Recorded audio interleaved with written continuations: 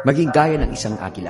Ang kaisa-isahang ibon na nagtangkang tumuka at lumaban sa agila ay ang uwak. Ang uwak ay papatong sa likod at tutukain niya ng tutukain sa leeg ang agila. Pero hindi ito papansinin ng agila. Hindi niya uubusin ang lakas niya para lumaban sa uwak. Sa halip, ibubukan niya ang kanyang pakpak at lilipad siya ng mataas. Yung sobrang taas, mas mataas, mas maganda. Habang pataas ng pataas ang agila, pahirap ng pahirap naman sa paghinga ang uwak. Hanggang sa mahulog na lang siya dahil naubusan na siya ng oxygen at mamamatay na siya. Mga kaibigan, may mga bagay, pangyayari o kaya mga tao na uwak ng buhay natin. Napipilitin kang bumagsak, hihilain ka pababa at hahadlangan kang hindi magtagumpay sa buhay. Maging gaya ka ng isang agila. Huwag mong uubusin ang lakas mo, ang oras mo sa mga uwak ng buhay mo.